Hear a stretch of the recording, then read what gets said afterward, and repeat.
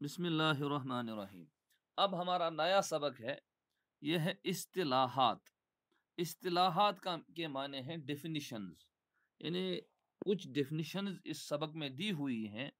یہ ڈیفینیشنز ہمیں آگے کام آئیں گی، بلکہ یہ ان کا نہ صرف صرف سے تعلق ہے بلکہ عربی زبان میں ان کا تعلق لغت سے بھی ہے، ان کا تعلق عربی عبارت سے بھی ہے، ان کا تعلق تجوید سے بھی کہیں نہ کہیں ہے۔ نمبر 1، حرکت، زبر زیر پیش میں سے ہر ایک کو حرکت اور اکٹھا تینوں کو حرکات ثلاثہ کہتے ہیں۔ یعنی زبر زیر پیش ان کو الگ الگ حرکت کہتے ہیں، اور تینوں کو ملا کر کے چونکہ جمع بن گیا تو حرکات ثلاثہ کہتے ہیں۔ حرکت اس کی ضد ہے سکون، حرکت کی ضد سکون۔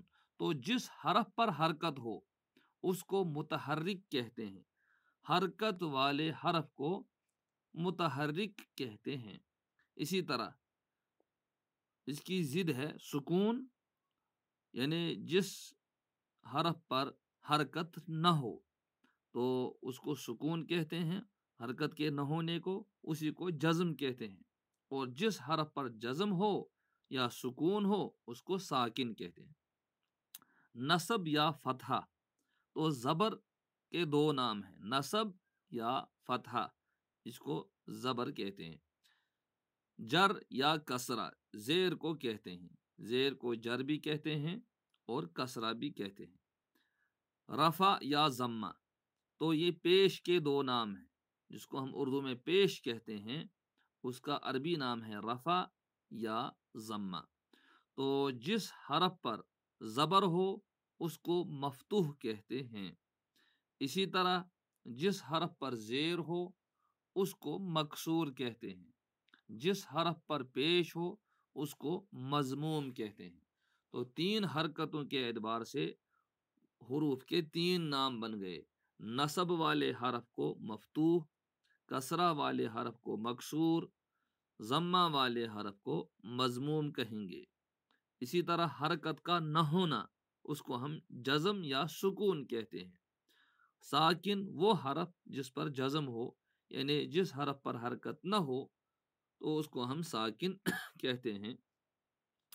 پھر عدد کے اعتبار سے حروف بنتے ہیں، کلمے کی تین قسمیں ہو جاتی ہیں۔ یہ دراصل چونکہ آگے بہت زیادہ یہ الفاظ آئیں گے اس لیے ان کو سمجھایا ہے۔ واحد، تثنیہ اور جمع، کسی لفظ کا ایسی حالت میں ہونا جس سے ایک چیز سمجھی جائے۔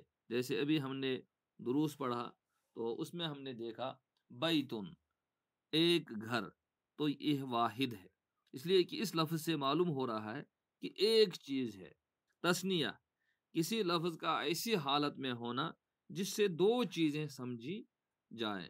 تو عربی میں تثنیہ کے لیے الف نون صاد میں بڑھایا جاتا ہے، جس کی پوری تفصیل آگے آئے گی۔ تو اگر کہیں لکھا ہوگا بیتانی تو ہم خود ہی سمجھیں گے یہ تثنیہ ہے، اس کا مطلب ہے دو گھر۔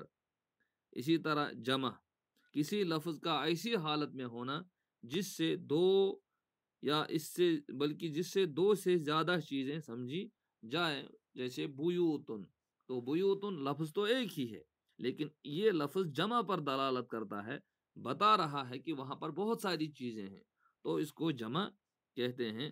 تو یہ کچھ ڈیفینیشنز تھی جو آگے ہمارے کام آئیں گی۔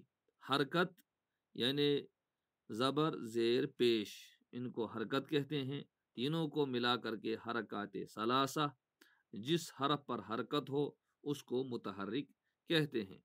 تو پھر حرکت زبر زیر پیش ہے، تو جس پر یہ حرکت ہوگی اس کا نام الگ الگ ہوگا۔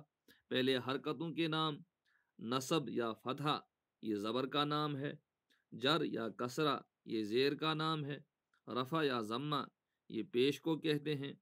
جس حرف پر زبر ہو اس کو مفتوح، جس حرف پر زیر ہو یا کسرہ ہو اس کو مکسور، جس حرف پر ضمہ ہو یا پیش ہو اس کو مضموم، اور حرکت کے نہ ہونے کو سکون کہتے ہیں، اور جس حرف پر سکون ہو یعنی جس حرف پر حرکت نہ ہو اس کو ساکن کہتے ہیں۔